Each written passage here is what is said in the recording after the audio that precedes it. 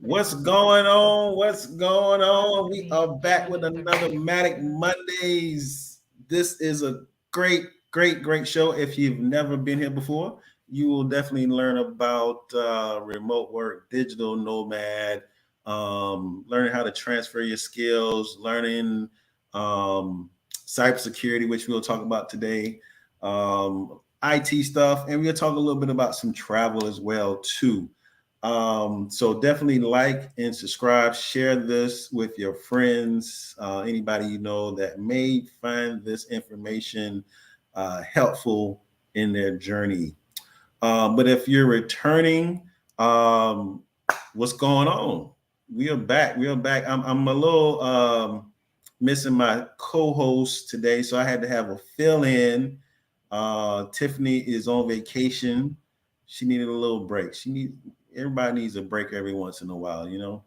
So she is enjoying herself. And who I had to step in for me today was my guy who knows Tiffany very well. I got my guy Kesey. He's a friend of the show. What's going on, Kesey? Hey, what's going on? How you doing? Oh man, pretty good, pretty good. He's a returning. It's your third time or second I think time? it's my third. I think it's my third I time. think it's your Yes. third. Yeah, I think it's your third time here, man. I appreciate you stepping in the absence of Tiffany Sports and Heels. I know all the guys will miss Tiffany on her absence tonight, but you Tiffany, know, Tiffany out there enjoying her best life. oh yes. She I was looking at her Instagram. It was looking pretty live, hooking up with Mocha, Yep. which was a surprise. I didn't know she had that plan in the bag. So that was good that they had time to meet up. But yeah, man, this is the show I always want to get deeper into, talking about cybersecurity. You know, you have the actual actually you tell the people who are new to seeing you, tell them what you do, you know, all the inner workings. He has a great YouTube channel as well too. Kesey interviews. Is it Kesey interviews or Kicking it with Kesey interviews. Yep. kicking it with Kesey interviews? Yep. Yes. Yep. I'm gonna leave his information in the description. I'm gonna put it in the chat as well too. Awesome. So yeah, go ahead, Kesey. The floor is yours. All right. Yeah. So you said, what do I do? So that's a loaded question because I do a lot. So the wife always speaks about me and a lot of different things I have my hands into, but I'm an IT professional for over 30 years. Um, Also podcaster now, newly turned into YouTube host, um, uh, online radio station with podcasters, radio shows, and IT security for about 8 to 9 years. I'm more into what they call identity and access management as well as privileged access management. So, Okay. I lead a group of cybersecurity professionals as well. Okay. Yeah. Because I wanted to kind of, I think last time we didn't get a chance to kind of go because it's such a big industry with the certain like inner workings of cybersecurity. Most people think of it as like stopping hackers or whatever. Which Right, that's right, like, right. what? That's probably like I didn't even have like 20% of it. It's way deeper than Yeah. just stopping hackers. So it started that way because if you think about it, if you think about cybersecurity, what cybersecurity was, like I said, 10, 15, 20 years ago, but each, it redefines itself because think about strong cybersecurity, like, ooh, you need a strong password. That's pretty much what you had at that point. Okay. If we put a special character in here or we add some numbers in here, now we got a strong password. That's what cybersecurity was at that time. You know what I mean? And then things just continued on because as hackers and technology and all the things developed, it's like you had to really continue to develop with it. Hackers are going to continue to develop in their ways, and so you got to stay above and in front of that. So Right, right, yes, right. Yes. And I think too, with the older systems, you have a lot of older systems now that can easily be compromised. Yep. I think of part of the reason why, like myself, I work with a cloud modernization project currently, and that's primarily putting it in the cloud actually helps prevent or kind of limit the amount of attacks, potential attacks to a network, Right. because of on-prem and the vulnerability of an on-prem database or whatever. Heck yeah, there's a lot of vulnerabilities. So if you look at the different plugins we had, you notice, remember at one point in time we had all the Adobe Flash and Adobe, Reader PDF stuff, but you don't really see that as much because it had that vulnerability that it allowed to the point that all the systems on all the platforms, whether it was your mobile phone or your Windows or Apple, they were like, hey, Adobe has some real vulnerabilities. We need to get rid of this. So Mhm. now you don't even see it anymore hardly. Right, right. See, like you said, 30 years. So I've been in IT about 13 years. Um, yeah, about 13 years or so. Um, so I mean, I'm always been a software guy, like Salesforce, ServiceNow, certain infrastructures like SAP. What is business? Yeah, SAP is business objects, all that type of stuff. More front end, more programs type stuff. Okay. And now I'm more on the back end now. So um, I never really dealt with like all that cobalt and all that stuff. And Right. all that. I remember playing around with it in middle school, high school, or whatever. But yeah. So now, because of these integrations, these platforms being modernized, um, is the intro of cybersecurity, like in certain levels. Um, Now I know you are taking under your hat because a lot of times I see people talking about breaking into tech or cybersecurity. Right.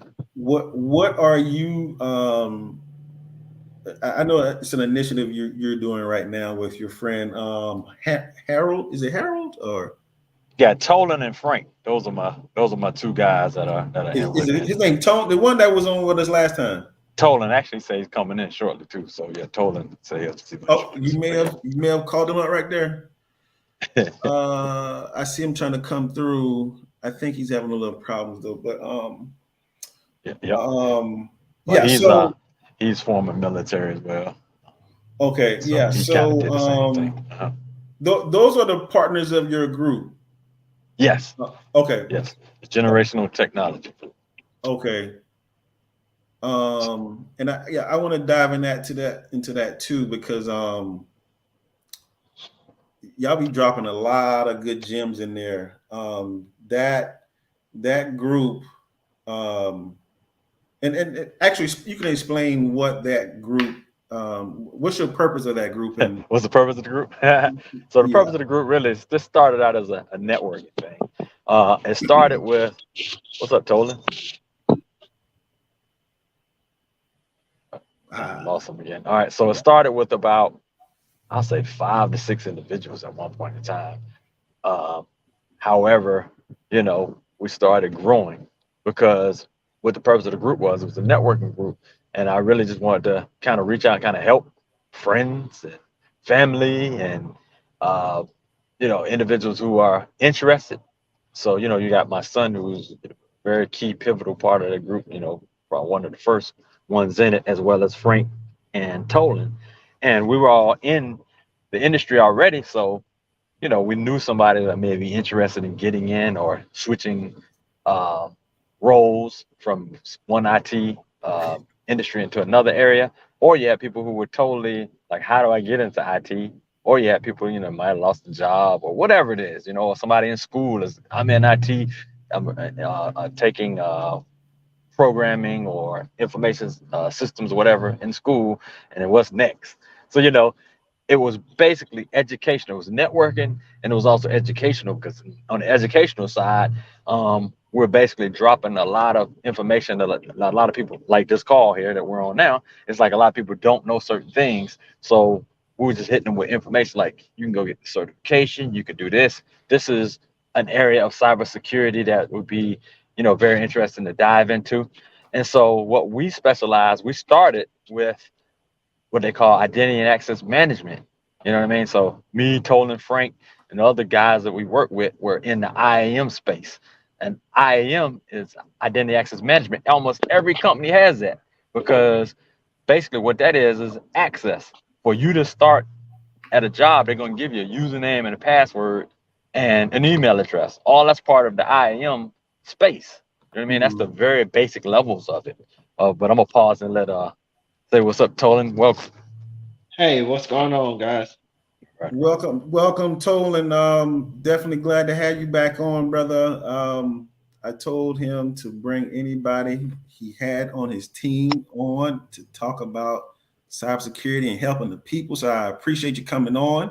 If you want to give a little information about yourself, the floor is yours. Okay. So how everybody doing? My name is Tolan Howard.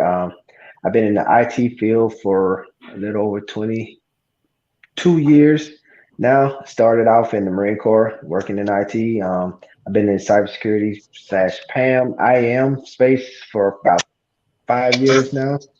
Um, it's a really good space. I kind of stumbled upon it by accident, if you will. Applied for a job. They said network security, information security.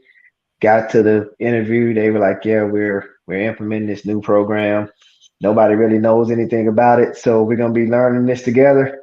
And since you got an IT background, we figured, hey, we can't really judge anybody on their knowledge of it because we don't know it. So that's how I ended up being in the privileged access space. But just like Keezy was saying, you know, it started off as just a little networking thing that we doing. Just it was really supposed to be something small, but it's gotten a lot of traction and it's just a lot of trying to give visibility to this space because it's a lot of opportunities there, you know, and not just in what we do, but in cybersecurity in general. You know, there are over, I think the last time I looked, it said at least 3 million jobs will still be unfilled this year in the cybersecurity space.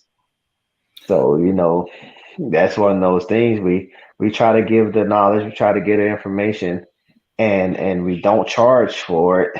And a lot of times you don't get that because most people they want to make a quick buck where they're going to charge you to share any type of information where if you just do a little research you can find it, but we're doing a lot of the lead work for you, and we just ask you to do your due diligence with the information that we give you, and you know, try to help people be more successful in this field. Nice, Yep. nice. You hear what he say, people. It's a free group. You can't, man. I'm telling you, the way I always tell people, the way I learned IT is from Indians. The Indians showed me pretty much everything from databases, database architecture, documenting. Shoot, they know how to get the resume together. This is kind of like what they do in these Indian groups. You know, they bring their own in. They say, "Hey, what was you doing before?" I was I was on the phones at AT&T, and they said, "Okay, well, what system were you using?" And it was like, well, I was using Salesforce and I was using business objects, and they'd be like, okay. And they coach them up. They know what they learn what they had. And I saw it I saw it within myself, and I saw it sometimes at certain events I would be at where they would kind of, you know, come together and talk about certain things. And I'd be like, man, Yeah. they over there just like laying down the grid like Follow the steps. Follow these steps right here. If you follow these steps, there's a big bag at the end of the railroad, at the end of the rainbow, whatever. And so I'm like, is that easy? Like, Yeah, and that's essentially what Keezy has done with the especially with the CyberArk and the identity access thing that we're in.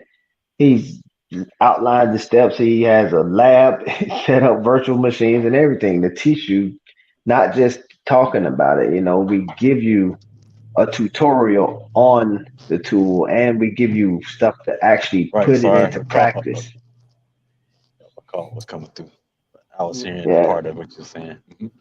So we give you like everything you need to prepare to move into the field. It's not just information. We actually give you hands-on like experience that will cost you anywhere from $2,000 to $10,000 to go. I know a CyberArk course, if you're not a partner and you just try to do it on your own, that course in itself is between $25 to $3,000 for the basic course.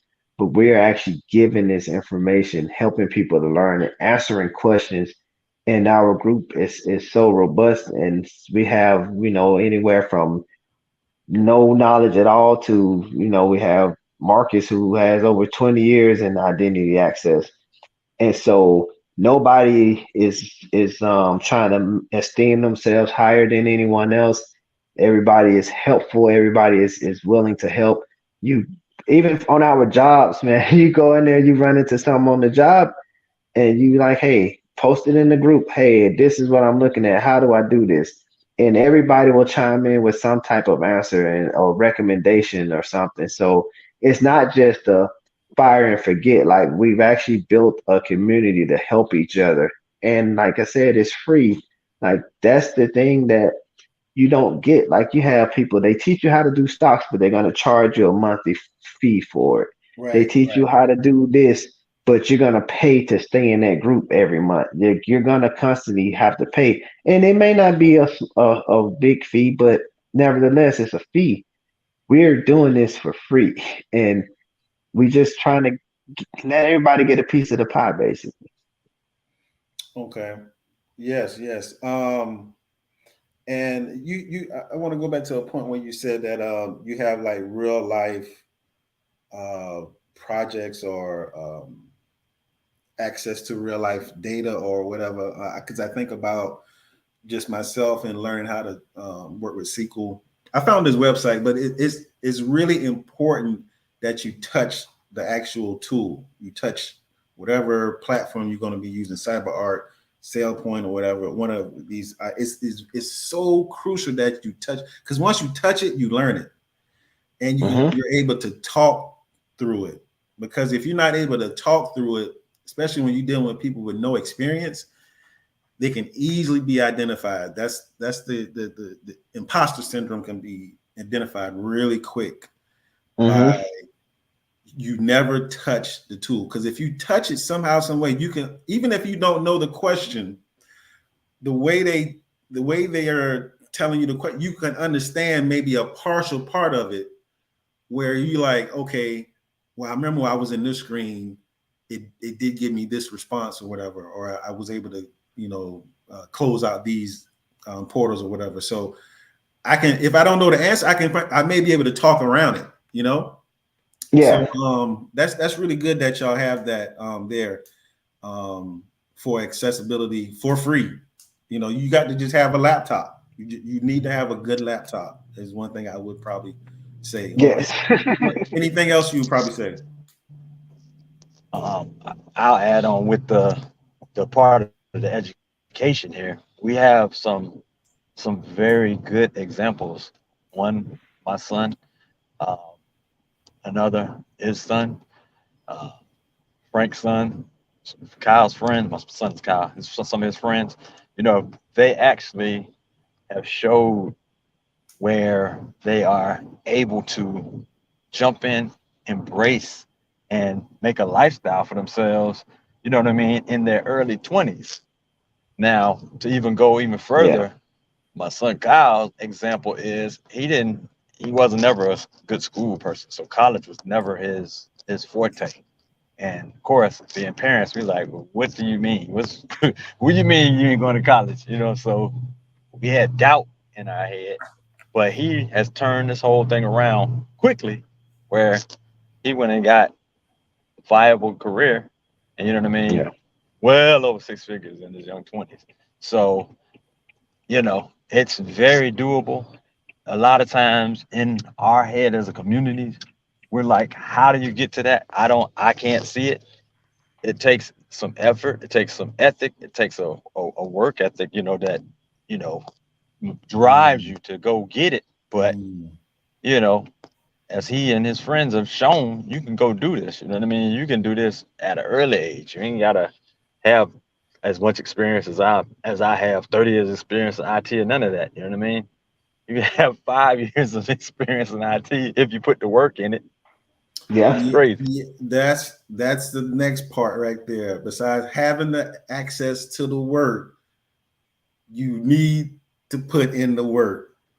It's so many times that young Black guys, specifically guys, because man, the way I have a look of, I look like the regular Joe. I look like the regular guy on the block, dark skinned guy, big, bulky. I fit the bill of some stereotypes.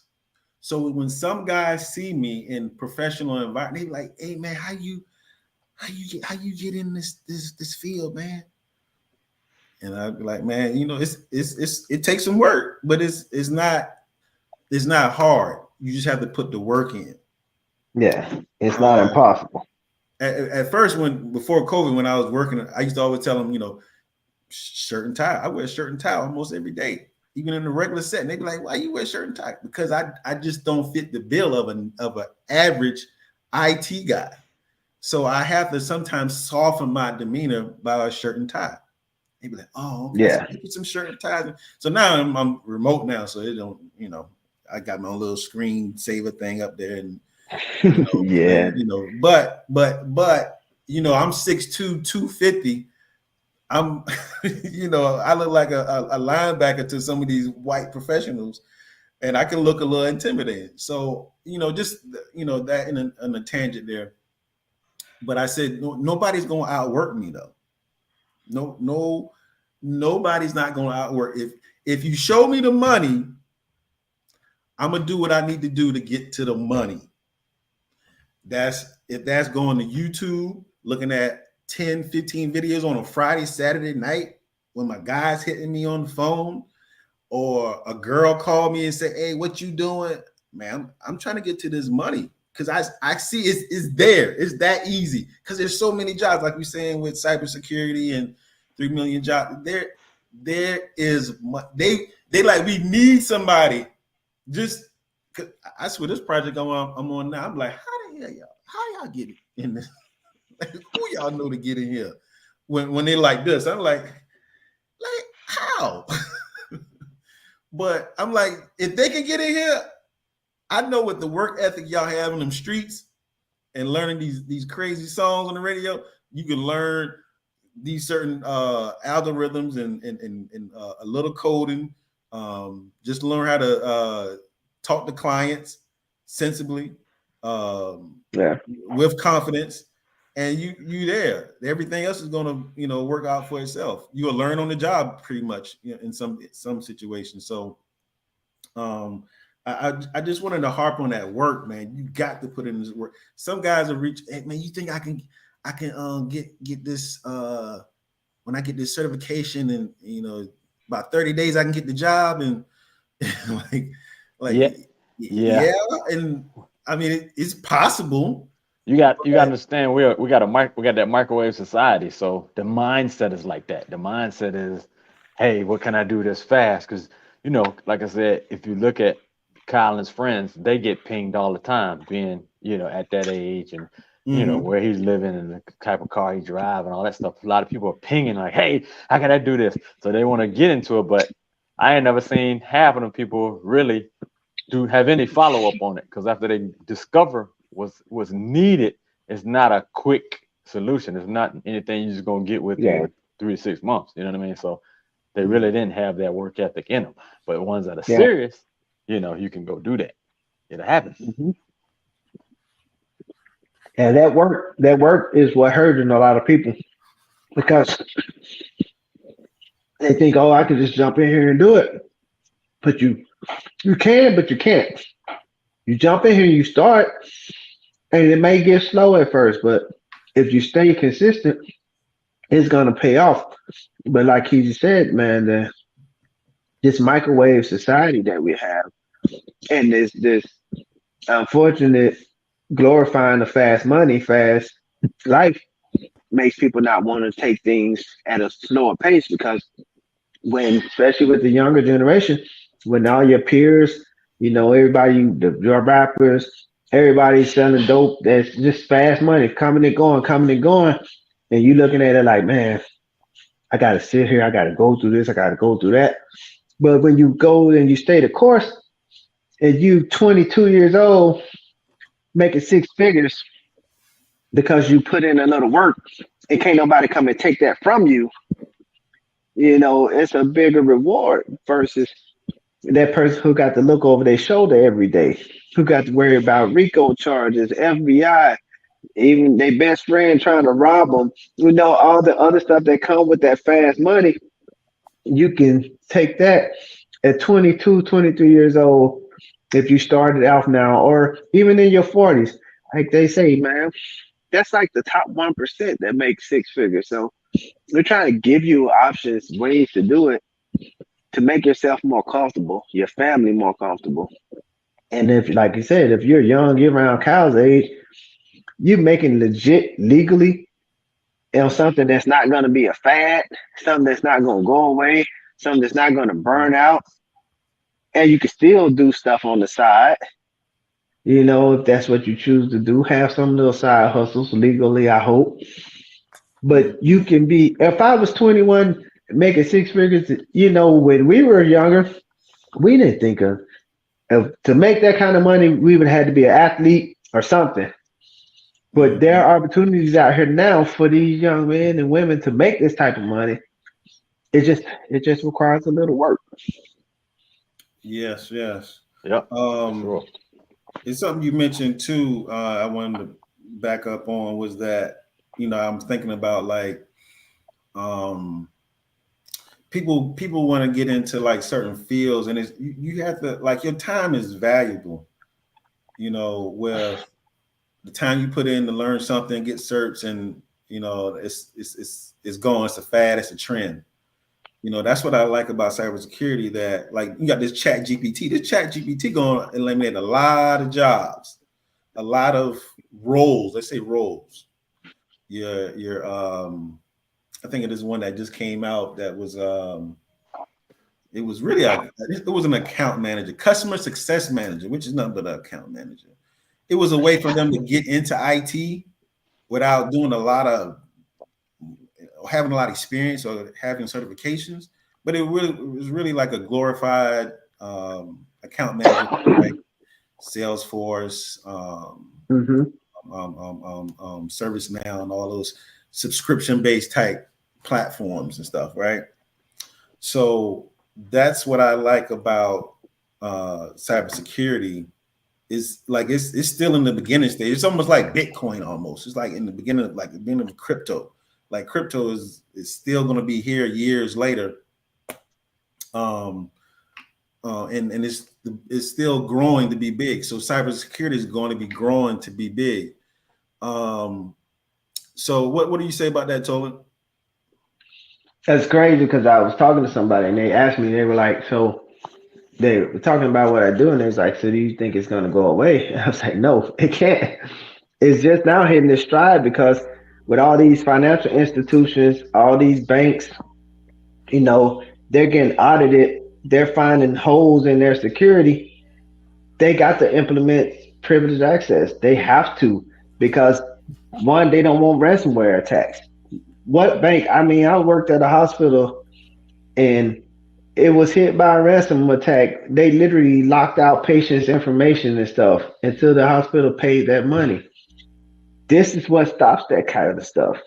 And the thing is, you don't have to worry about any type of API or artificial intelligence because artificial intelligence can still be manipulated by humans at the end of the day.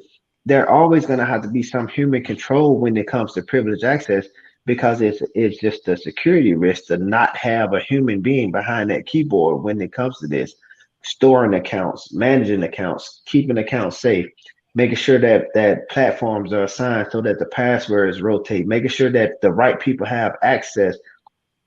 But it's not going to go nowhere. Every bank, every financial institution in the next 5 to 10 years, because of a SOX audit, is going to have some type of privileged access, identity access software on their system. It's just it's going to have to happen because you can't have people have the ability to log into these servers with all these people's banking information and everything, and the credentials can be compromised just by somebody clicking on a phishing email by mistake.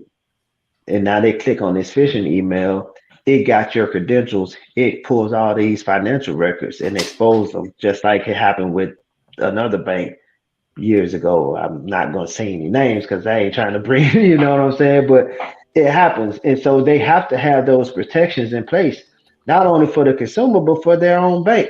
Like if you banking at a bank and you find out that all your information is exposed, you're not going to keep your money there too much longer after that because you're going to feel like I'm at risk of losing everything because this bank don't have its ducks in a row, you know? So privileged access is not going anywhere. Cybersecurity is not going anywhere. It's just you can't replace it with automation because the thing is the threats are not automated. Any threat to cybersecurity is because I hear music in the background. Is that you, Keith? That's me. No, that's me. That's me. Sorry Okay. about that. But with the cybersecurity, you got to think about viruses. And I tell people, viruses aren't like human viruses. Computer viruses is somebody sitting somewhere trying to just find a way to get into a system. So you have to have humans to combat that. And so it's going to always be, cybersecurity will always be there. And they will always have to have a human element to cybersecurity, to privileged access, to identity access. So you don't have to worry about being a fad that's going to go away eventually and things like that.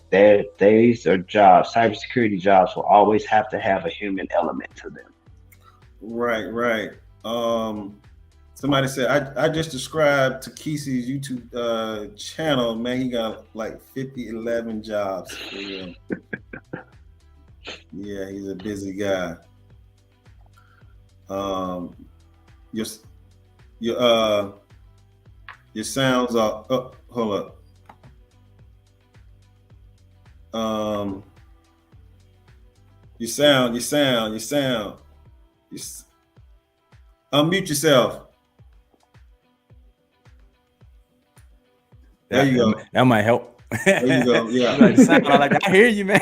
I know what you're saying. I hear you. What about my sound? Yeah, I said the guy said he subscribed to your channel and you got like 11 jobs. Yeah, I do got about 11 jobs. So, like I said, I do a lot of different things, man. I like I said, I podcast and IT, you know what I mean? I ain't gonna go into the details of the other 11 jobs. I don't know who's watching, but yes, I do have a lot of different things that I'm into. I'll say that. Yeah, sir. I feel you. I'm trying to back away from putting more on my plate because the stuff on my plate already getting messy. Yes. And listen, I see you in the background, your backdrop. So, those folks that are tuned in, they tune in because of, you and your ability to remotely work, you know what I mean, at the best locations all over the world, you know what I mean? So that picture that's showing, you with that nice big crab. Ironically, this picture was shot in 2020, but I just came from there, the same place 2 weeks ago. and had some not this. This is called a marsh or spider crab, Martian crab. Yeah. This is in Popotla, Mexico, like an hour away from Tijuana. Okay. Catch the fish. The fish come right off the water, and they put them in coolers, and you just buy them right there on the spot. Like 10 snapper this big for like $10. Good God. Then you take it up to the one of the restaurants, and they'll cook it for you for like $5. Put like some rice and beans and salad, and So yeah. So I've been chasing something. So as I told you earlier this week, I just came back from Portugal. So I did a week in Portugal, and we hit a couple spots, and I'm sure you've hit these type of spots, but it's just like a regular grill that you probably would in the States would be like a regular type of wing spot. No frills, you know what I mean? Not a beautiful restaurant, but the food was like amazing. But they bring in fresh fish. Like they had so much fish that they brought in. And the way the fish was, it's like it was simple. The concept of it. They took the fish, they cleaned it, they had these scores in it, and they just used rock salt, I think, for the seasoning. And they threw it on a charcoal grill. And the way this fish came back, it was like the skin, it was almost like it was fried. The skin would be tight and a little bit crispy. The meat was good and juicy inside, flavorful all the way through. All of it's flavorful through. And it was like all you can eat fish for like 10 euros. You know what I mean? But it's like I'm trying to recreate that because I'm like, damn, I ain't never had fish like this before. And so I see you out with your channel, which you eat the best spots all over the world. You know what I mean? So tell me, have you had those like wonderful experiences like seafood, etc., fresh out the water? Yeah, that's what I was saying with where I just came from. I'm trying to pull down a video right now where let me see.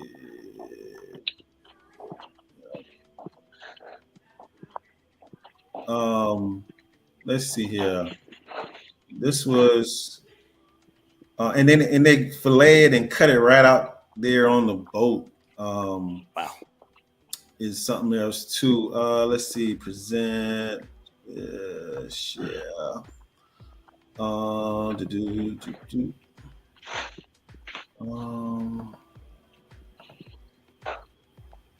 yeah, I can do it from here. Okay.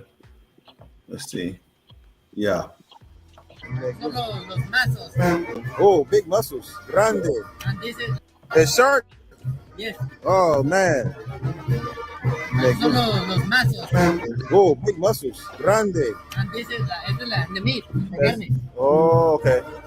En cóctel, Man, a vapor, flavor, sopa.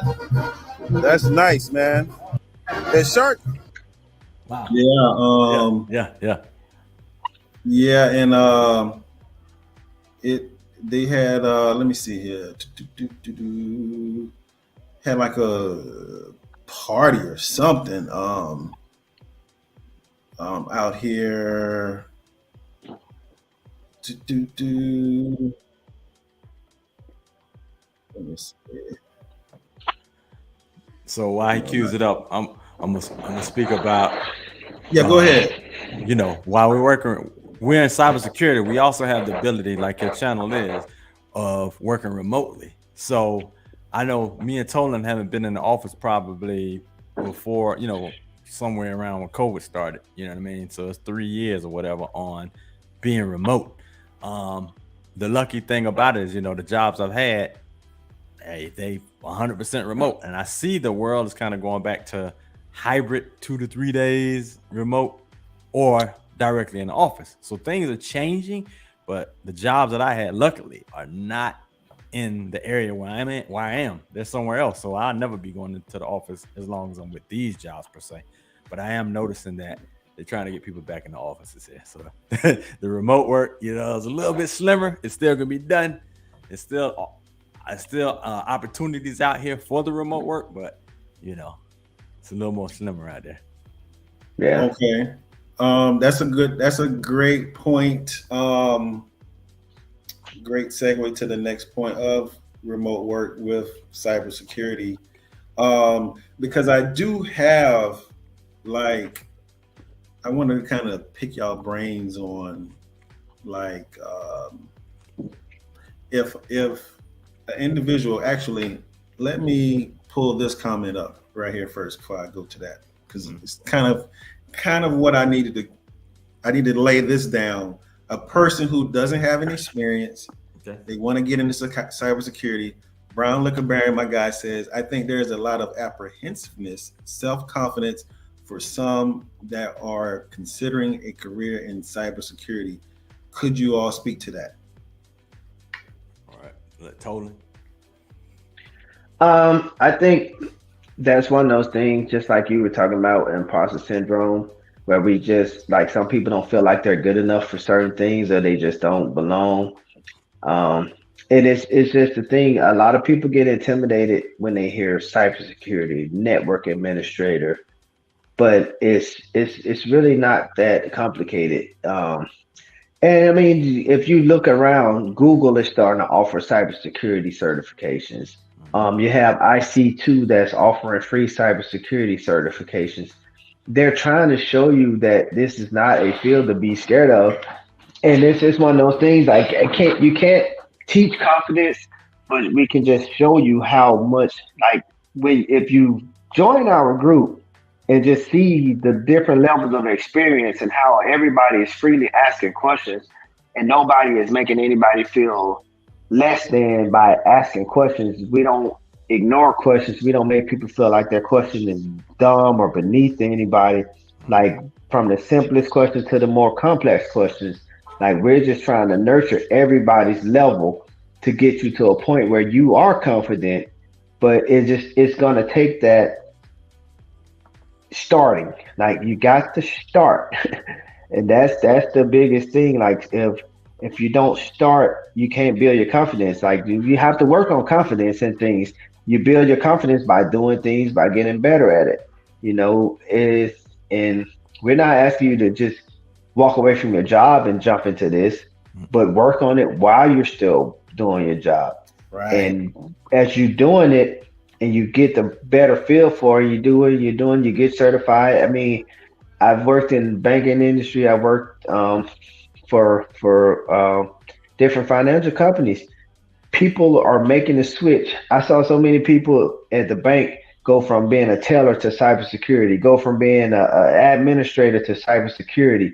And when I was, with E-Trade, you had people in E-Trade, they be a customer service rep one week and the next week they in the cybersecurity department because they're getting that certification, they're getting that experience. And even at the job you're currently at, a lot of times jobs do like to promote and move people from within. So you get that certification, you get that experience, you find out who's in those departments. And sometimes you don't have to worry about trying to find a job outside. You can get your experience, get your feet wet, basically, per se, in your current company. And then if you feel like, okay, I've done definitely. this, now I want to jump out of here and go make some real money, because sometimes we all know that when you're with a company, sometimes they're not going to pay you as much as they would. And that's the crazy thing, because you can be with the company and they'll pay you less and they'll bring somebody else in to do the same thing and pay them more. So sometimes I was told this exact thing, like sometimes you have to leave to get paid, or sometimes you have to leave and come back to get paid. Right. You can leave a company, go somewhere else, and then come back and make the money you asked for in the beginning. And it's like, why did I have to leave here for you to see my worth? Right. But that's the unfortunate side of corporate America, where that's what you have to do sometimes. You have to actually leave a company, let them see that, hey, y'all don't value me, this company will. But it's just, to get over that apprehensiveness and to build that confidence, you just have to start. And I keep plugging us because we really just trying to help people, and we work on that. We tell people, you got some questions, ask. Yeah, just ask. Yeah, and I want to testify to being a person with no experience. Now, I'm more of I'm just curious, and my curiosity brings me into having multiple stuff that I don't need to be working on, because I am actually okay around that and in the field that I'm at. Mm-hmm. I'm just forward thinking of my field, my industry, and I'm just a bookworm educator. I mean, you have to be. That's the one main trait in pretty much in all of IT. You have to have a hunger for learning. If you will not make it being complacent in any field of IT.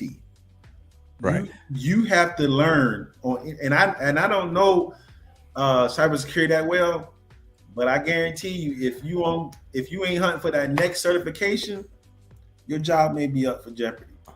Well, the other thing I see in traits, because you got some people who they don't have the confidence and they don't know, but there's a certain trait that you have to have, like in regards to, see, IT, or the IT has a certain mindset. And what I mean by that is, a lot of times people ask a lot of things about, what they need to know. We'll have questions, people call and ask about certain things. Okay, I get it.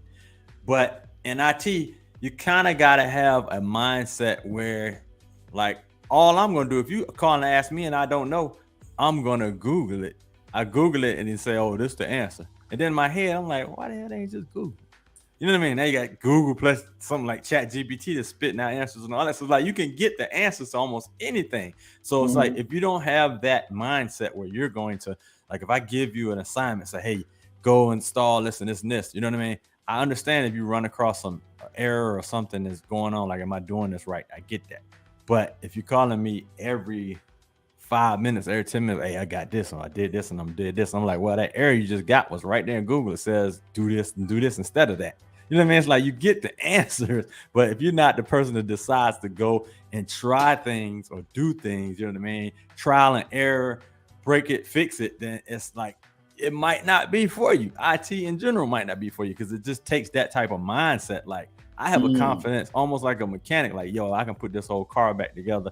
I have that same thing. Like, I'm not scared to break something because I think I can go fix it. And if it ain't get broke, and you can reimage, rebuild it, any of that stuff. You know what I mean? You kind of got to have that type of mindset for any of that. You know what I mean?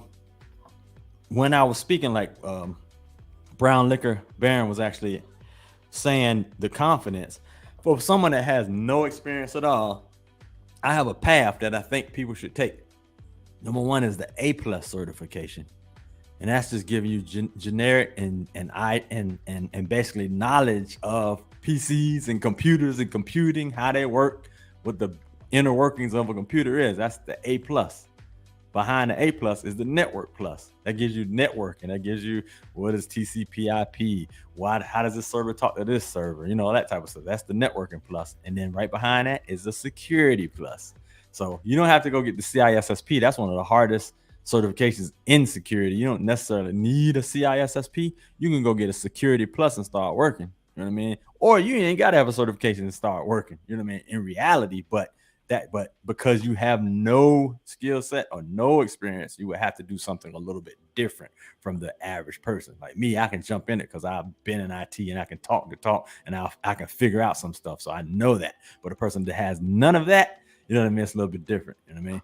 And big up to Los D and also BS3 I saw earlier here in the chat. Big up to y'all, brothers.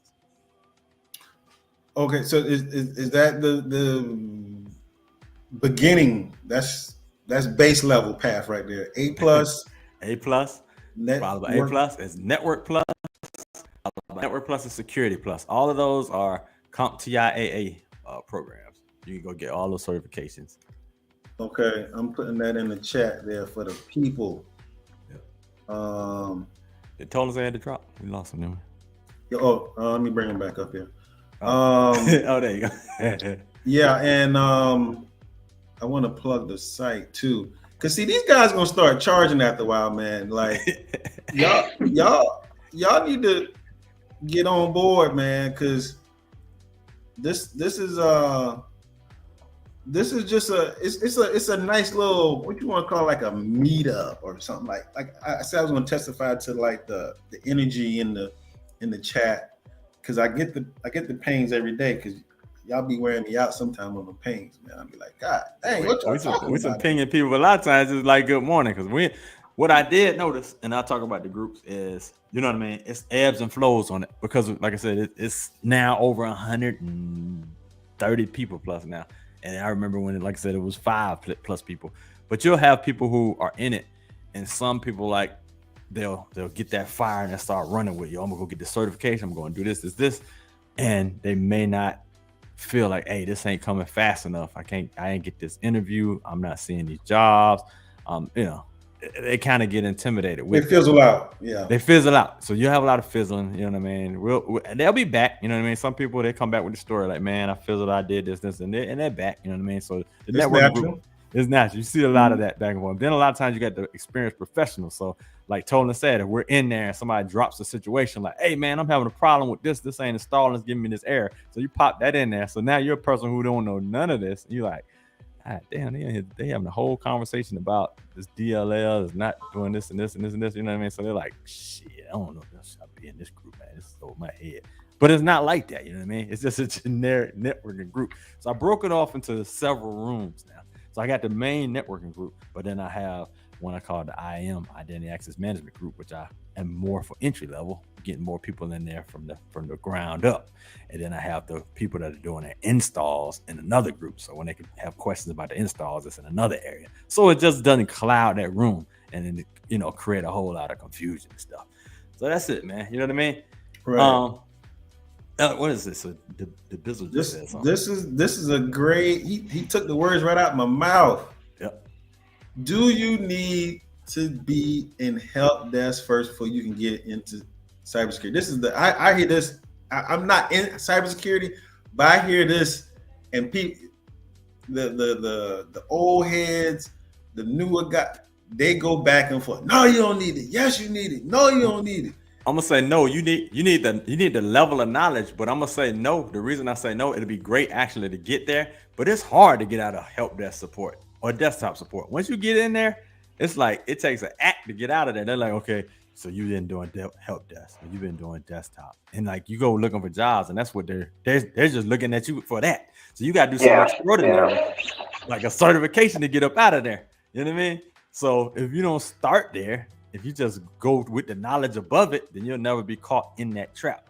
I'm calling it a trap because I did it for damn near 15 years. Yeah, exactly. Because I still get emails and calls now for help desk positions, and it's like, dude, no, like look at my resume. I'm not going back to help desk. Nothing against help desk, but I'm not going back to that. Like, if I had to, I would, but like I wouldn't intentionally say, okay, give me a help desk job.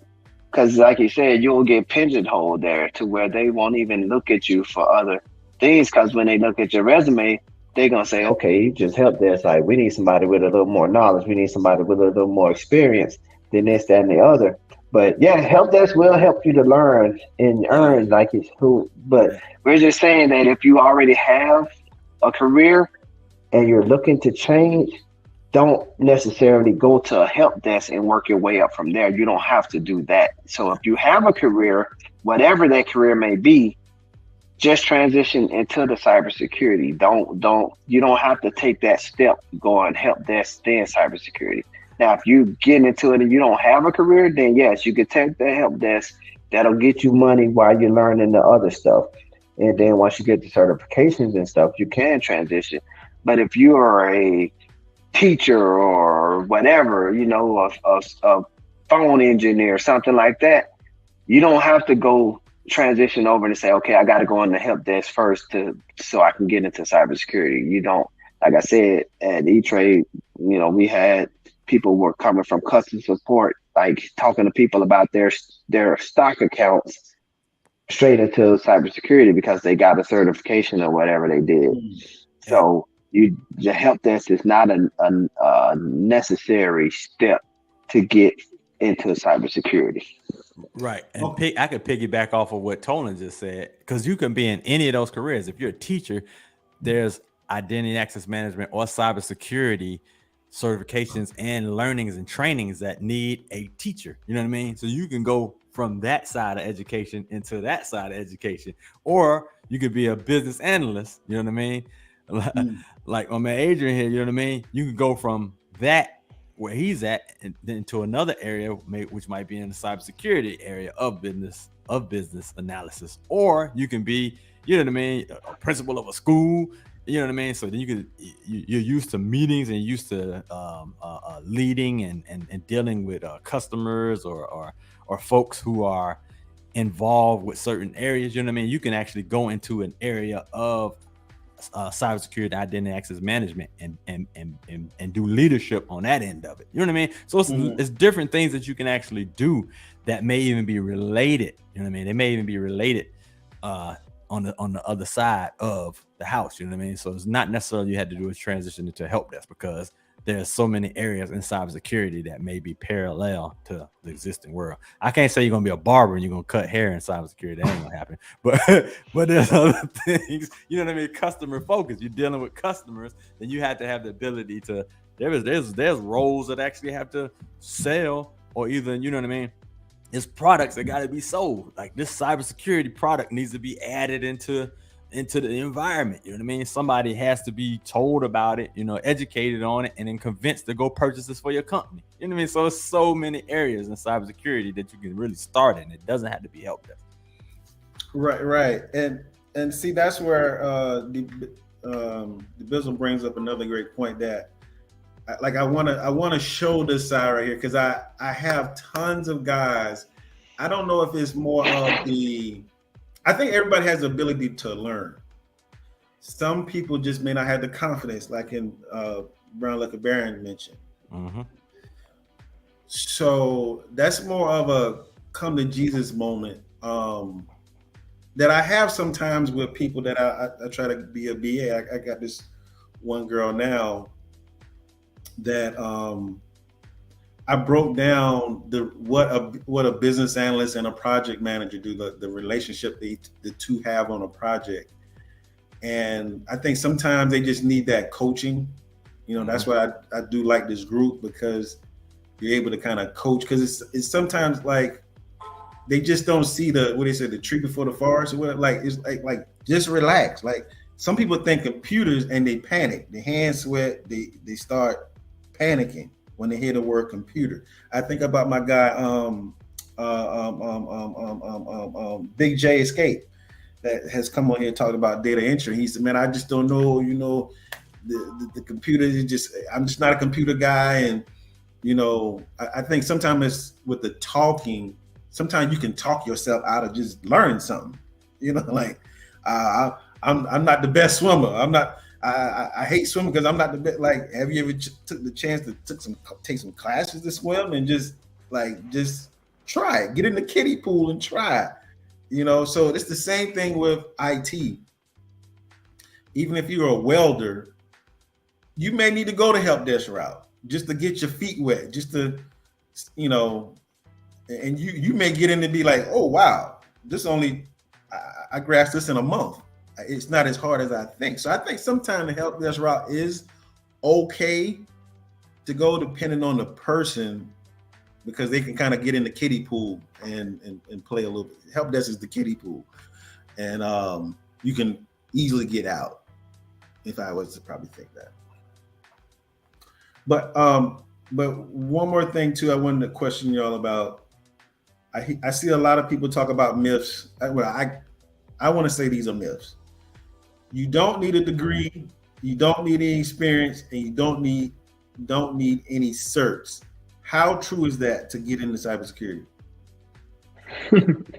I'm gonna say that it's a either or when it comes to those things, because I don't have a degree, but I had experience. You're gonna have to have one of those things. You're gonna have to have some type of experience. You're gonna have to have some type of certification, or you're gonna have to have a degree, because what do we have to go off of that you can perform these duties if you don't have any of those three things? You know, you got a degree, and granted, a degree, we have a saying, and I mean, we said in the Marines, but I'm sure everybody says C's get degrees.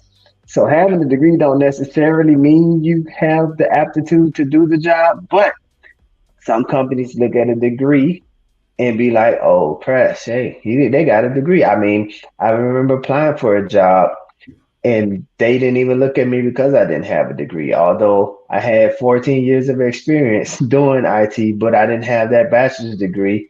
They didn't even consider me. Um, but if you don't have any of those things, it's like, what do you put on your resume? You know what I'm saying? Like, what are you going to present to them to get in front of them to interview? Right, right. That's like, so you got to have one of those three.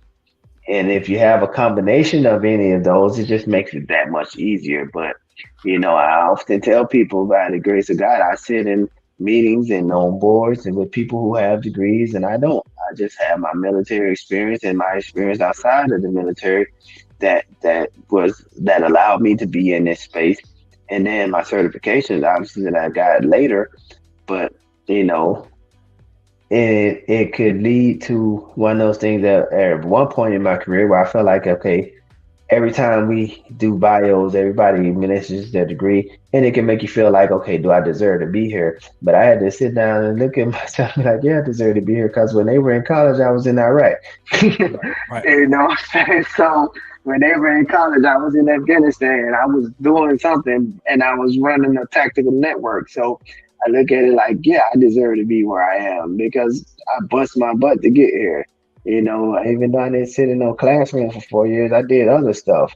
And so, but you have to have one of those. You got to either have experience or certification or a degree because how else are you going to get in front of people? Because a lot of jobs, what they're doing now, even for permanent jobs, they're going through recruiters to do contract to perm first because they want to make sure that you're a good fit for the company before they bring you on full time. And they know if they bring you on as a contractor, that recruiter has other people that, hey, Keezy not working out, Tolan not working out, but we interviewed 10 people. So, hey, they call the contract company, hey, things ain't working out with Tolan. Who was that other guy? Send him back. Or who was that other young lady we interviewed? Send them over here. We'll talk to them. And they can just cut you, and it don't cost them nothing. They ain't had no benefits. You ain't hit no 401k. You ain't have no nothing. So it's like they cut you, they can move on. But if you're a good fit, 3 to 6 months, they move you to permanent. But they basically are moving to like a filling out stage now, to where they making sure that you're going to be a good fit for the company before they commit to you, basically. Right. And the other thing is, when you say experience, I'm not going to put it out there like that, but you can not necessarily go get quote unquote a certification, but you can go get skill set of a certification. You can go to Udemy and learn courses. You can go different things. You're not going to have the experience, but you're going to have a working knowledge. Some people are able to sell themselves in an interview. So that's possible. That's a little bit outside of what y'all just said, but in their head, the jobs think you have the experience because you're in there talking about it. So it is experience, but it may not really be experience. But if you don't know it, you haven't really sold up or really have really tightened up on whatever the area is of experience, and you go into that interview and then you get that job, you're gonna be exposed because it's like they don't even know what the hell they're doing. Like, what how do we interview? How do we get this person in? You know what I mean? So you can go become expert in whatever the area is to choose, Active Directory, SailPoint, CyberArk, whatever it is, generic vulnerability management or whatever it is that you go into it. But you have to really immerse yourself to be able to talk, have the conversations. So we actually got people in our group who didn't necessarily do any of that. They are light on the experience. The resume says they got good experience, and they didn't go to school, they didn't get the certification, and you know what I mean. But they are able to talk. They get into an interview, and the person's like, "Hey, you got the job." And then another thing, you get on some of the jobs, and a lot of times the jobs may be about a certain part part of their company that you're not going to get specifically in the world. You just have to have enough knowledge to know about the product, but the product is more customized to that environment. That's a possibility as well. So I'm not shutting out. I don't want to shut that out. That's a little bit outside of what you guys said, but it's possible. We have some guys in there who were able to do that. Guys and girls, I'm sorry. Yeah, you know, and one thing that I learned from the Indians is that you don't have to master it. You don't have to master any platform, any software. You just need to know how to talk the talk and just tell high level, and they break down things that they naturally did. Like actually, my guy BLB, I was telling him that he had the experience with the tool called Salesforce, but from a end user level. Like I am at this laptop on StreamYard, and I'm an end user. I know StreamYard from the end user, but I wouldn't know how to integrate it and talk about it from a project of integration on my laptop, or how it works, the connectivity and the what happens if it gets disconnected, or the Wi-Fi doesn't work and the sound goes out or whatever. That's something that developers know. So like, you just need to understand, but because you don't know the back end, you still can talk about how going into the tool, because I'm actually helping people that was in my position that I'm in now. So because I've touched it before from the front end, I can say, hey, you know, I sat with certain people, certain data users, certain end users of StreamYard, and you know, I gathered requirements from them. I was able to document those requirements and successfully see the problems that they were having with it. A lot of connectivity issues. So I went back to my development team. We strategized an approach on how we can actually help with the connectivity of this, and that's on any system, you know, and it's so easy for you to talk about it because you've touched Salesforce. I've touched StreamYard, and I know that I run into some issues with connectivity. Mm-hmm. You know, if I don't have my if I'm in a certain room, you know, it could be that or whatever. So I can use those real life experiences that was not IT and make them IT, bro. You know? And that's what Indians showed me, and that's why I try to show my people whatever that I help. So we have real life example. I can't remember Tolan's side of it, but we worked at the same place. That's how I met Tolan. So me, Tolan, my guy Frank is also GTG. We're at a bank. I ain't gonna lay in the name out here, but we was at this bank, right? We got interviewed. I got interviewed. I'll tell you this. I got interviewed. I had never seen that product that we were getting interviewed for. And I didn't even do what that product did. Like, that's privileged access management. It was called CA-PAM, which is a competitor of the product we work on now, CyberArk. The only thing, I think CyberArk was on my resume because I've added a password into CyberArk. That was it. So my level in the interview, they spoke to me about my experience, which had nothing to do with it. And it's just because I mentioned that, it was like, okay, cool, yeah, man, you sound great. You sound like you know a lot. Like, you know, that was it. And I was able to jump probably 40-something thousand from the job at that moment to being hired on the spot, because they were like, you got it. You know what? We're going to shut down all interviews here. If you want it, you got this job. You know anybody else? Yeah, I got this other guy who's with us. This is another guy.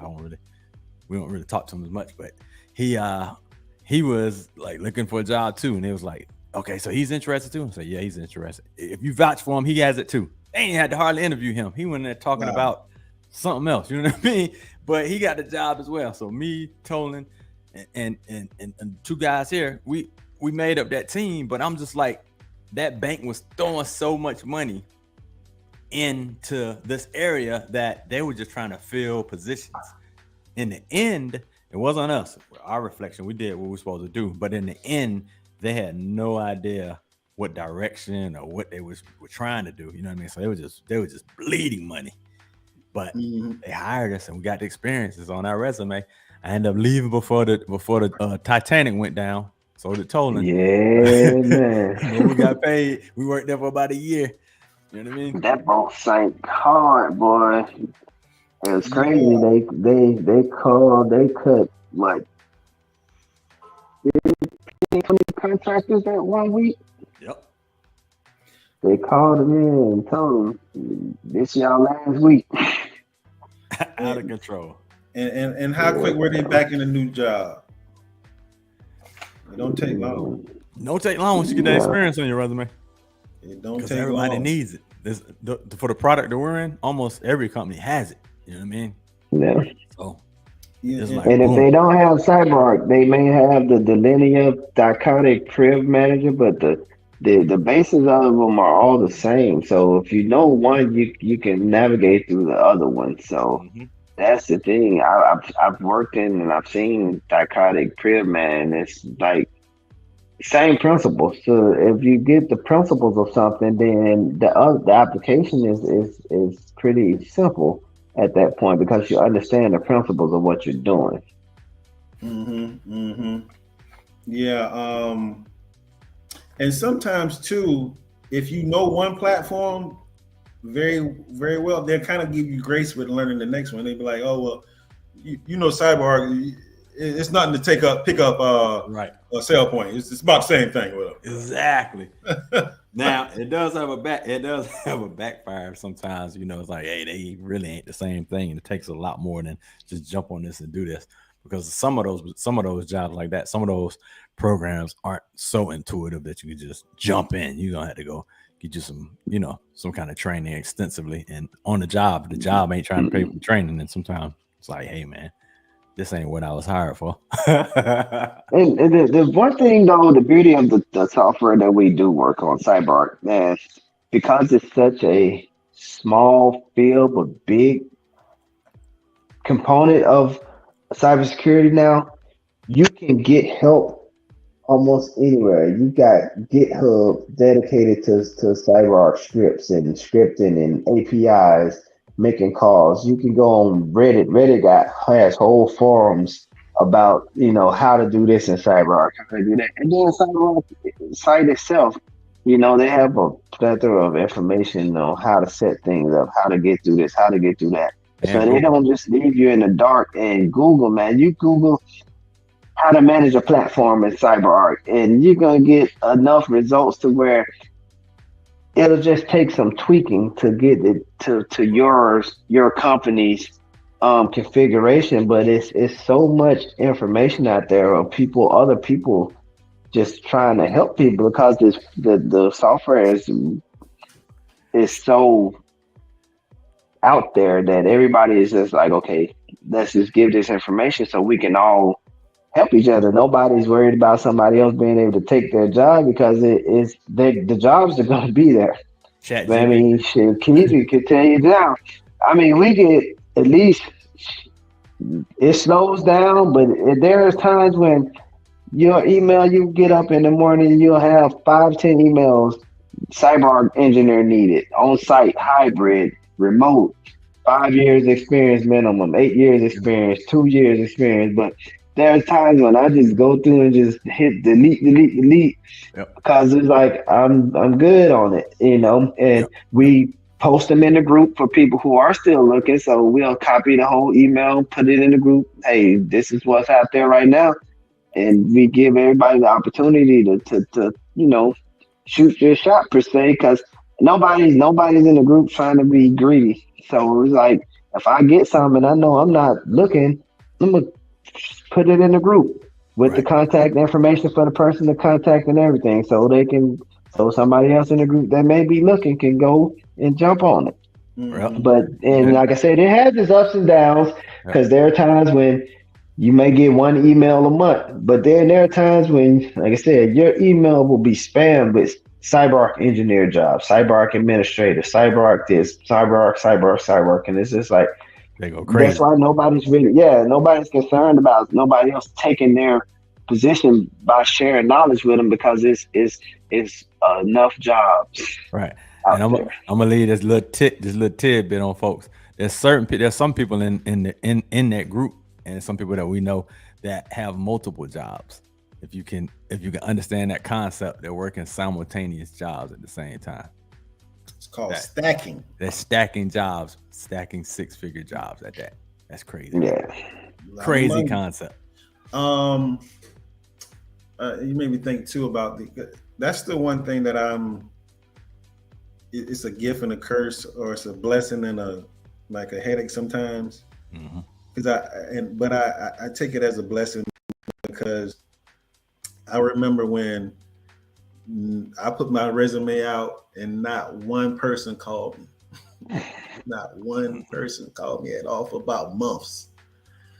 But I would say if I put my resume out now on my daughter, I would probably get anywhere from 10 to 15 calls a day.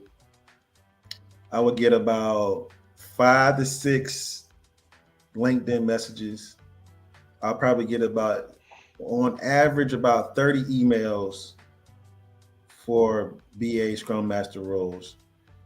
And it can be kind of, because sometimes you at the house, you may have like, who calling you?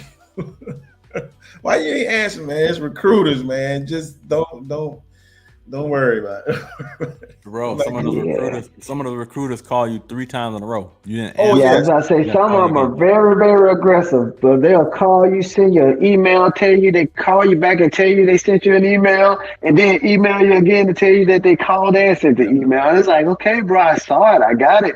Right. And I don't mean no minutes in between. I'm talking about back-to-back call you 3 times. Yes, You didn't like, answer. yeah. You see him call again. Then you Yes. see him call And they'll again. send you a text message. Yeah, exactly. Yes. I'll be about to tell answer the you- phone like, motherfucker. To tell you, I sent you a job description to your resume. Motherfucker, Yeah. I saw it. You I left you a voicemail, I sent you an email, and I sent you the job description, and they'll hit you on LinkedIn if they can. And it's like, bro, like, okay, I saw it, I got it. House too, knocking on the door. Yeah, man. It's like Jehovah's Witness on a mission. Yeah, but this is what I signed up for, man.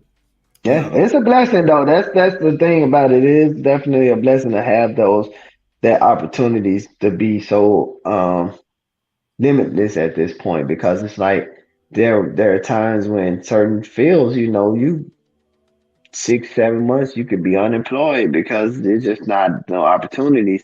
But even in the midst of this economy, even in the midst of companies' uncertainty, they have to have privileged access management people. So this is one of those fields where it's like, okay, yeah, we may be short, but this is a necessity. We can get audited. We can, like federal regulations, we can get shut down if we don't have these people in place, The Right. segregation of duties. You can't have a network engineer that's also the CyberArk guy, because that means he can give himself or she can give herself permissions that she's not supposed to have, because she just don't want to have to do certain things. So, hey, I run the tool that actually governs that, so I can just omit myself and say everybody's on board and still do things the way that I want to do it. So you have to have that separation of duties. Sure. Therefore, it's gonna always have that need is gonna be there, especially for financial institutions. That's Right. right there. So I build our site here. You see on the right, the Generational Technology Group. So I got a little blog that I've been creating. That's the little links you're seeing under the Get Tough on Threats. But I break down a lot of the different concepts and of things that you've heard us speak on, etc. But what we're in the end, what we're trying to do here with the Generational Technology Group is our LLC. We're a consulting company just starting up. You know what I'm saying? It's probably, what's that? 30 plus 30, 90 years of experience, you know what I mean, that we're all doing.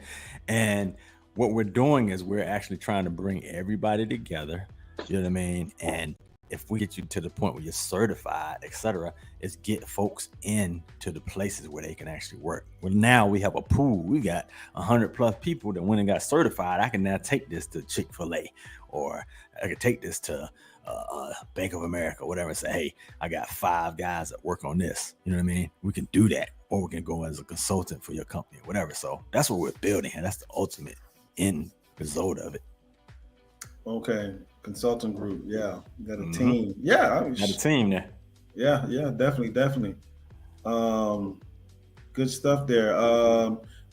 Chris Van Gorkum says, thankfully there's some wiggle room with IT experience. It doesn't have to be your full-time task for you to put it on your resume. Yeah, just working it on the side, studying it, Udemy, YouTube, Coursera. Yeah, and Chris, I think, is in our group as well. He's a CyberArk engineer as well. Has a lot of experience too. Is added recently, man. Thanks for coming in, Chris, and checking us out. Okay, yes. Welcome, Chris. Welcome to the channel. Hit the like and subscribe button. And we got E Green. Another one. Okay. Welcome to the channel. Welcome to the channel. I'm sure y'all, I've seen y'all in the chat there. Yeah. Share the content, like and subscribe. Well, quickly, I wanted to do a little exercise here. What I want to do is, sometimes people don't know what they're looking at. Like they see all these jobs. It's so, especially in cybersecurity, there's so many levels, domains, roles, and stuff like that. So let's look at a job. And all right. So we have this one right here, right? This one on the right hand side here. This is an IAM analyst, SalesPoint operations, work from home. That's what I'm talking about. Paying $50 to $75 an hour. In the hospital domain. Let's see here. I see one thing right here. SQL. How much coding is needed usually with y'all roles? Is it a lot of coding needed?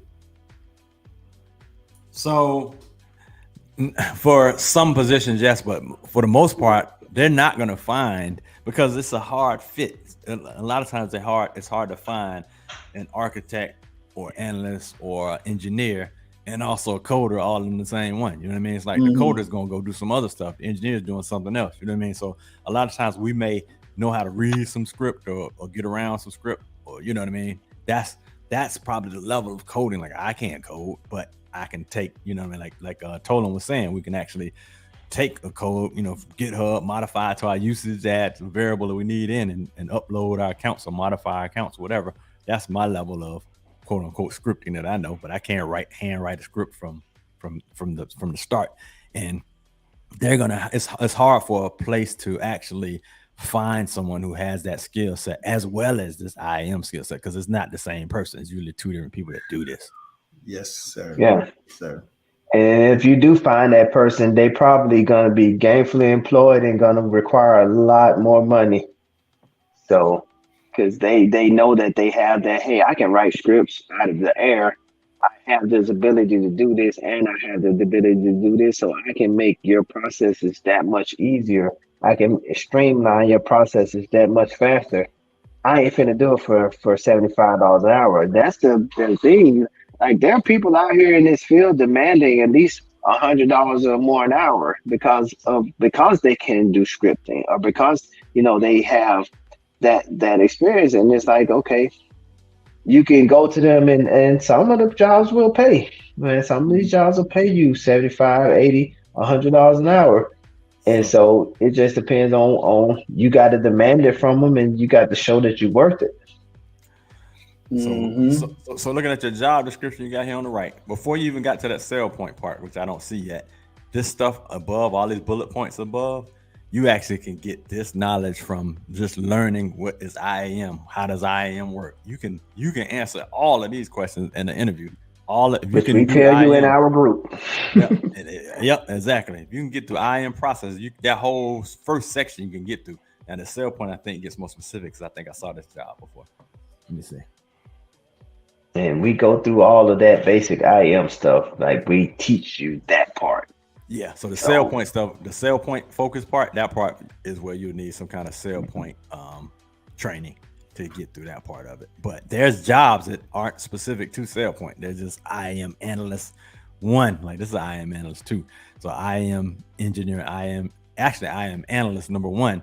You probably just have those concepts in that first area, and you can go get employed. But you have to go get, go get the tools. We throw the fishing rod and the worm out there. So go fish. Okay, you talking about something like this here. This is an IAM business analyst. And for the people that like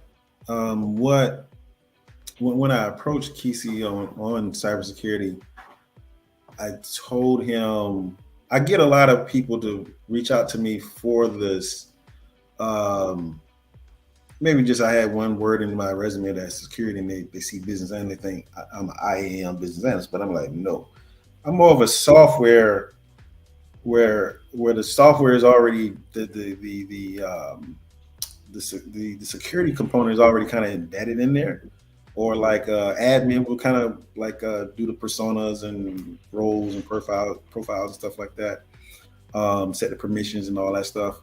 So once it goes more upstream, that's where these guys come in at, for is that actual software on the actual network and who has access to it. So that's where they're at. But so yeah, so something like this is probably more what I could probably reach for. Yeah, and see, that's the other question for you, because business analysts, they have true business analysts. If you look at the job description, it's really going through all of the real techniques of business analysis and all the other things that are related to projects, the methodologies and all that other stuff, agile method and all that stuff. That's real business analysis. But I've been to places where they quote unquote called a person a business analyst, and all he was doing was setting up a meeting between the IT team, the marketing team, with the CyberArk team. So it's like, okay, you set the meetings up. Basically, you're going to coordinate the conversations between us and the group that's trying to, get CyberArk. And so basically, you just answering the questions. That person's the person who's fielding, setting up the meetings and answering the questions. That's all I do. Or they go through a Excel spreadsheet and determine which accounts are human accounts and which accounts are service accounts.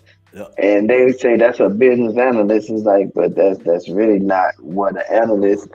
But I guess they figure because they're analyzing a spreadsheet that they're business analyst.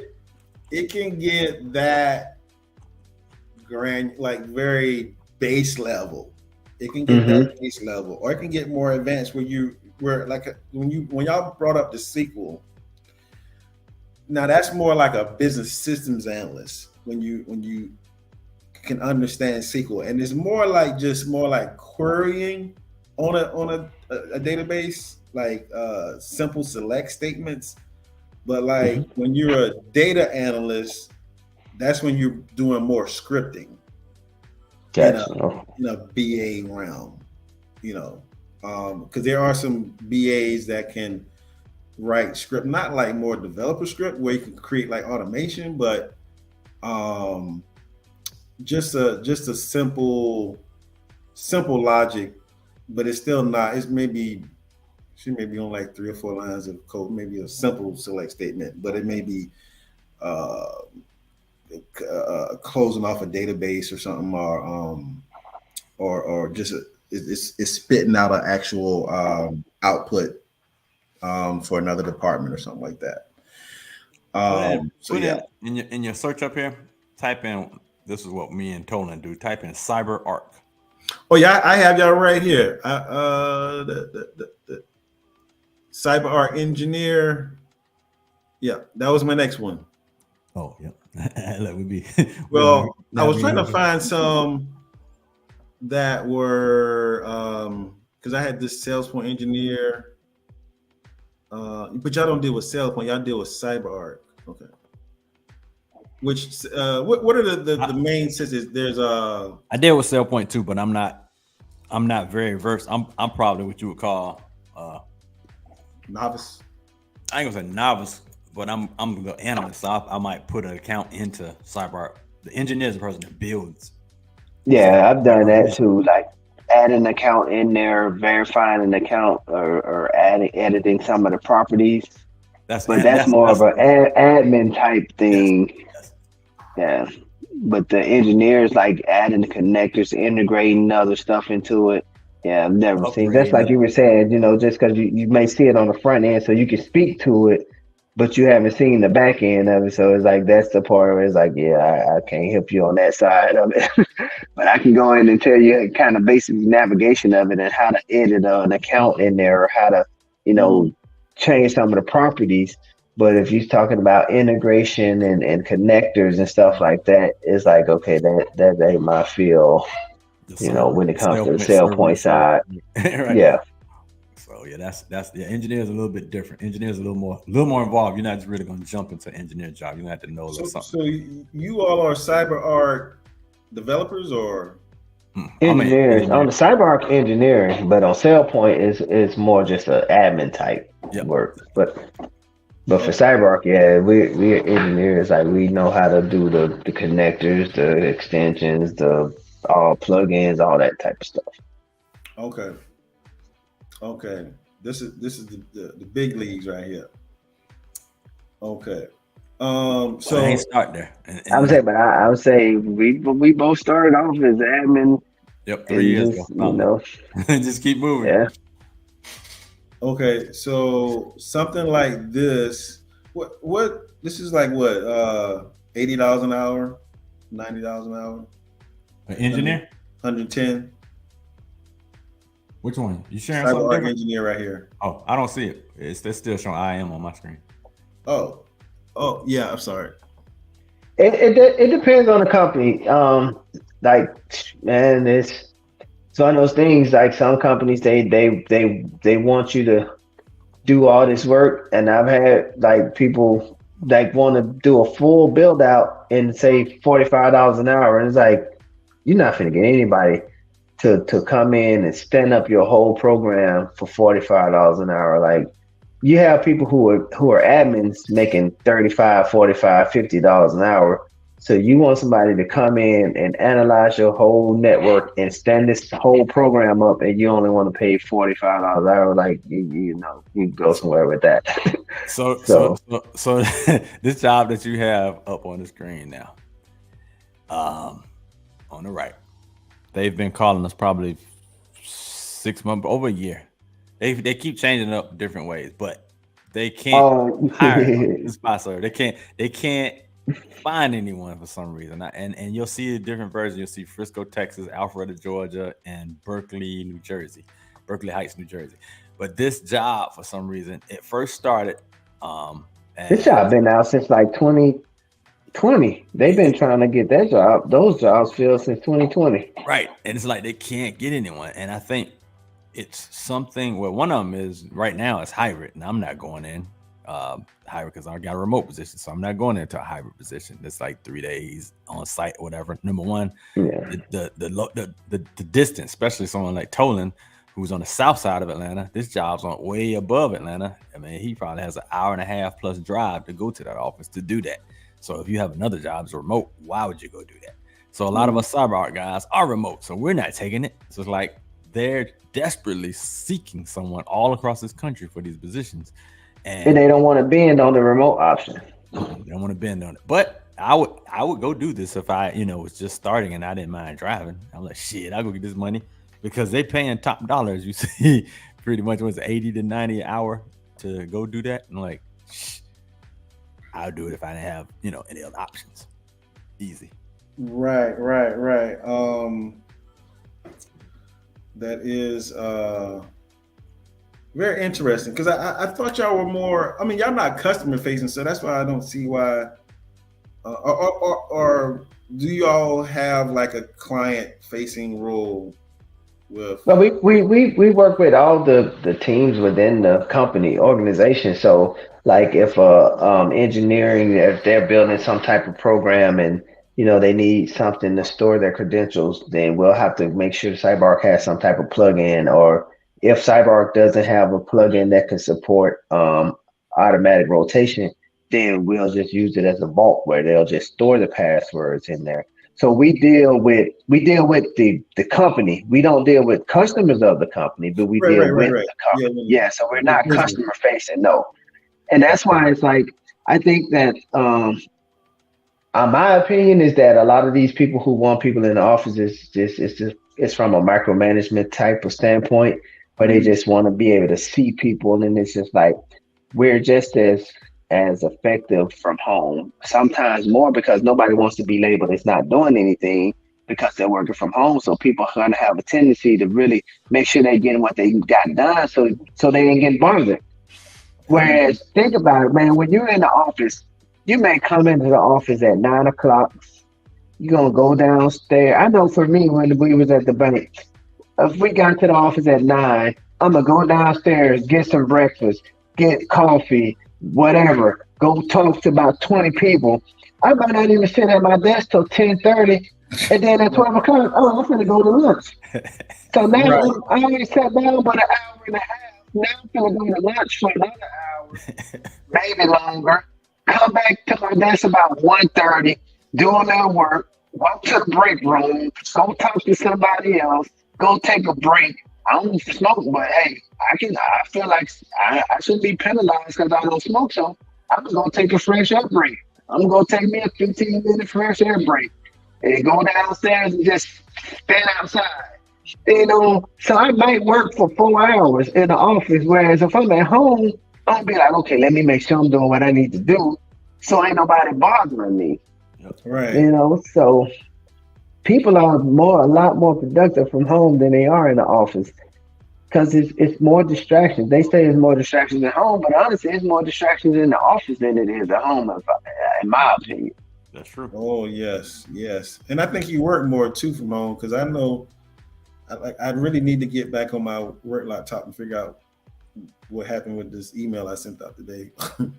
So I'll jump back. But if I was in the office and I had an email problem that ain't gonna get fixed tomorrow. It'll get handled tomorrow. Exactly. There you go. I'll do it tomorrow when I get to the office. But at home, you'll be more prone, like, man, let me go see if I can figure this out real quick. I ain't doing nothing else. You're but right. If I gotta go to the office, I'm be like, that stuff gonna wait till tomorrow. I ain't finna do that now. I can have my laptop, that. Yeah, exactly. But because you gotta go to the office, you gonna do it at the office. Surely will. You ain't gonna find that thing when you get to the house, man. No, you're gonna be like, I'll do it tomorrow. Yeah, so that's that thing. Man. We got to hold the line, man. I sat out longer than expected on my last contract, which was about 2 months or so. I actually turned down 2 jobs because they was not one was not paying enough and one was hybrid, and I was like, nah, I can't do it. Nah, can't do it, man. I sit out, and I finally got it. But I mean, to say you've been out 2 months, it's not bad. And this last one here, cybersecurity analyst, this is kind of like one what I always see all the time, like traditional, and I think this is more on that networking side. Yeah. This one I saw the key word and that said vulnerability. So you actually have the ability to probably scan for vulnerabilities and some of the tools like Wireshark and different things there. So a little bit of networking definitely needed on that one.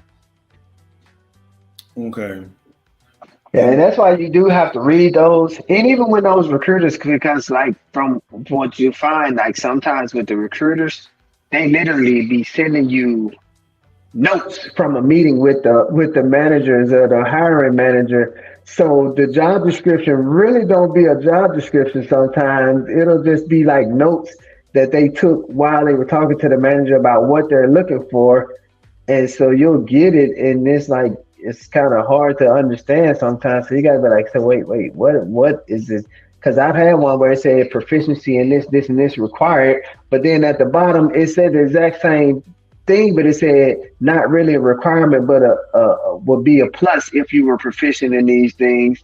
And it was just like, it was like, you could tell it was just somebody taking notes, and they sent that out as a job description. Like the recruiters literally sent that out in emails to people. And it's like, but this is unclear. Like, I don't even know what you want from me. So, Right. Yeah. And another tidbit here, like in your search that you're looking at right now, and people, unless they're really in here embedded in it, sometimes it's the same job over 7 different ways. You know, it's like you have different recruiting companies who are blasting this same job through LinkedIn or Indeed, and you can see the description is exactly the same thing. So you don't want to get submitted 7 times. They're gonna flag you. Okay, this dude is tripping. And sometimes it'll be the same recruiting company with 7 different recruiters pitching for a job. Because I've actually gotten calls from one company, but different recruiters. And I was like, I've already been submitted for that job. Well, what's the job ID number? This is the number. Well, what's this? This is it. Like, I'm telling you, I got submitted for it by your coworker. And they'll hound you because they want to make sure. But like, you'll get this. Yeah, it'll be the same company. 4 or 5 different recruiters calling you about the same job. And it's like they should give one recruiter the job and let them go find source for it. Oh man, I'm gonna tell you right now. I don't know if it happens to you all because you're in Atlanta, but when the city of Atlanta puts out a job, I make no lie. That one job, I had one time for a business analyst role. They called me 50 times in one day. Wow. And when my phone go off, like it's back to back with different phone numbers. Different. When you say city of Atlanta, you mean the actual job with the city of Atlanta or a job in the city of Atlanta? With the city. With the city. The city jobs. Yeah, I've seen that. The DOT. Yeah. They hit those recruiters hard, man. I don't know who. Child and Family Services, when they doing like some type of system upgrade or something like that. Yeah. They go I crazy. I know it. I know by the way my phone rang. I said it got to be a city of Atlanta job. Some city job, some city entity got something out there. I can look at my emails. It's 2 times the amount of calls is times 2 in emails. It's ridiculous because they go through this thing called the KMS system. Yeah, you know, when it's that type, they don't really have like a true firm they're working with. Yeah, so they put it in the system to where any vendor can come in and find it, and then that's how you get these jobs on LinkedIn, Dice, and all that stuff. And you sometimes have to look at the verbiage sometimes because it. But City of Atlanta, they actually put a job ID in there. Yeah. And sometimes I go by the job ID, search in my email, and search by that number, and just delete all of them. There you go. Just delete all of them, man.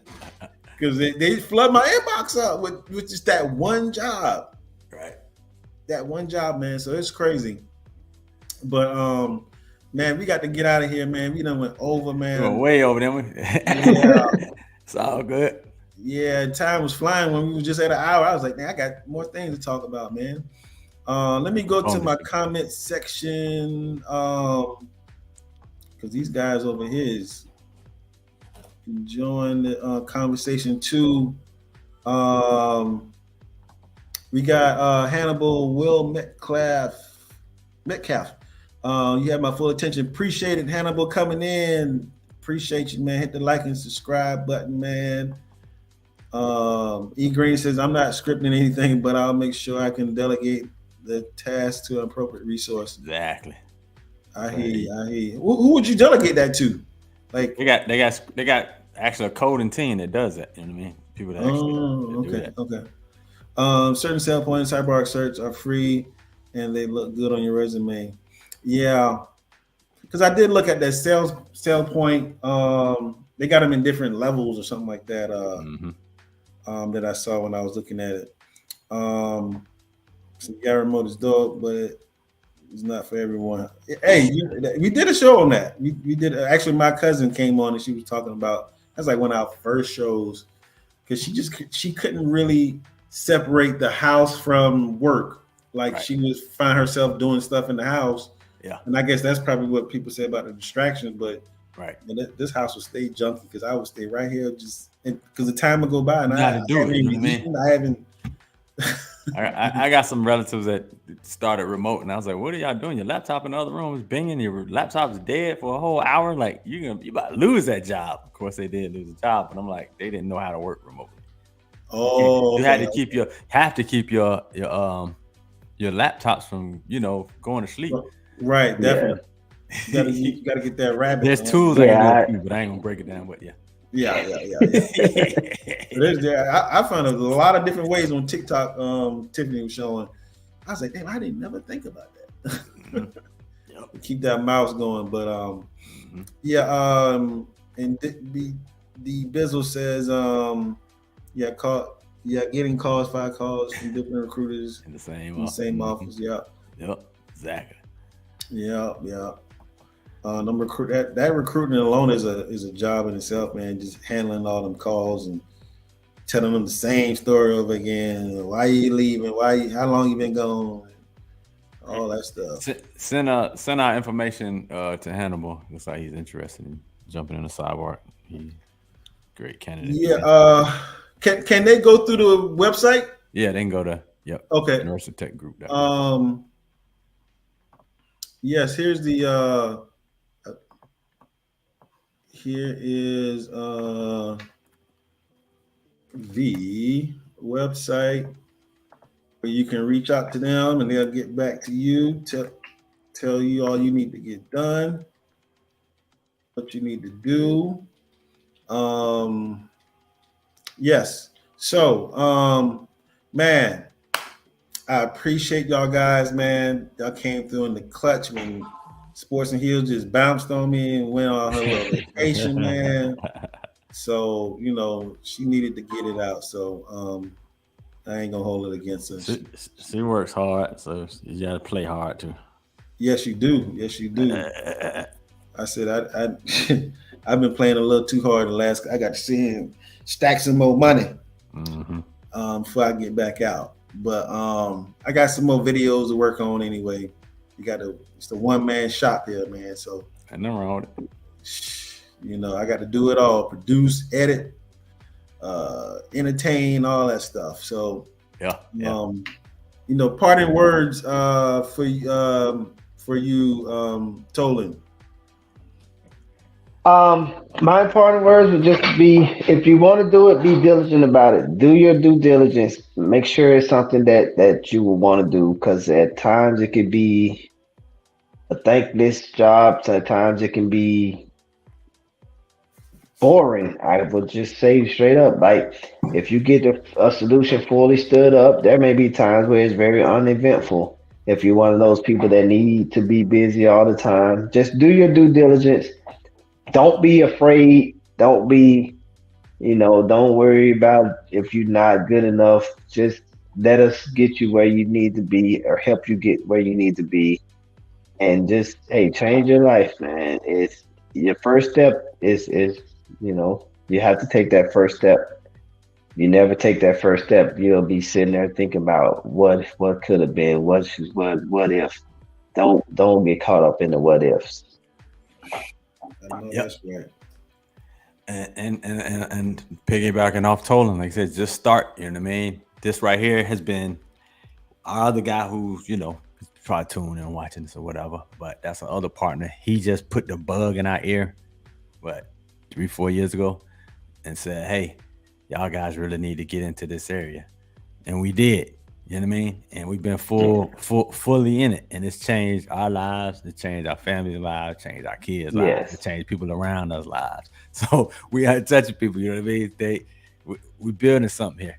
You know what I mean? It's not nothing new. It's here. We ain't doing any different from other people, but it's just like number one, we're not greedy. We're not about You know what I'm saying? Just building ourselves up to tear others down. You know what I mean? We really genuine and we just really want to help folks. So that's really what we're about. And we got a lot of people that have really grown from that. And you can, if in our little networking group, you can see people who are they're spilling out like, hey man, we're really thankful, man, to really be in this group. These guys really, open our eyes to certain things, et cetera. It's really a lot of people with a lot of testimony. Some people with their first IT job. Some people, straight out of school into something. Some people not in school and still got into something. So so many different areas and so many different things and life experiences that we were able to touch. And we ain't done. We just hit the tip of the iceberg. We'll continue doing this and continue building and continue to assist and help people with it. Yes. And don't forget about your other adventure there with Kicking It with Kesey. Yep. Definitely subscribe and check out Kesey. He's building his channel. On YouTube, Instagram, Kicking It with Kesey. Yes, same thing. Kicking It with Kesey on all platforms. Or Kesey.com. That's where you start at. That's the website. Get to the all areas. What is it? Kesey.com? Yep, that's the website. Okay, let me see. Yeah, I'm working on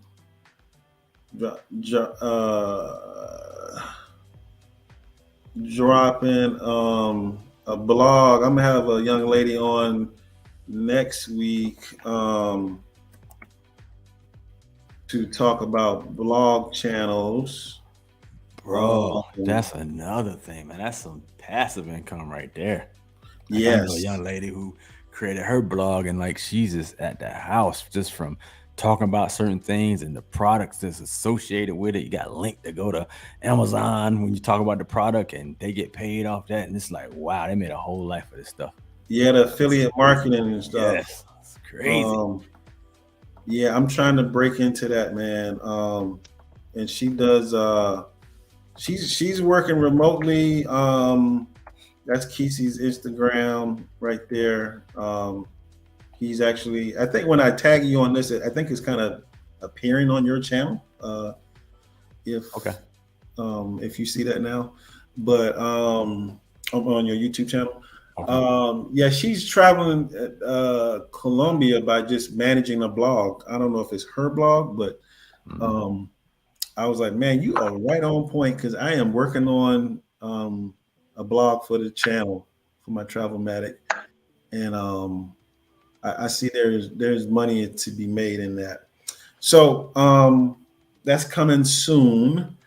What else was I going to talk about? I think that's about it.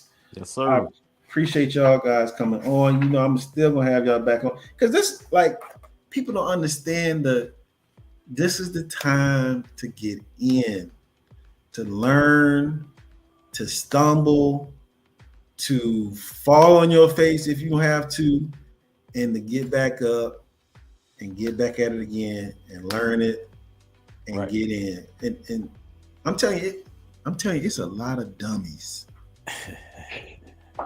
that got jobs. That's true. Because y'all don't know where I work at, but I'm telling you, I got some people. I'd be like, how you get the job here, man? I really be wanting to ask them that, man. How did you get the job here? Like, you don't know nothing. And this is a big time company I work for. You got to know your stuff. I'm like, who did you know to get in here? Like, I'm telling you, you don't have to be no rocket science, man. You don't have to be a brain surgeon to know to get a lot of these jobs. That's right. Paying you anywhere from 40 to 60 starting an hour, not 1,000, an hour. Yep. So tell you, it's easy money. But I can take a horse to the water, but I can't make him drink. With that, we are gone, and I appreciate y'all guys. And I'll be in the chat to holler at y'all later, man. I appreciate y'all. Peace and blessings. Thank you, man. Thank you for having us. All right now.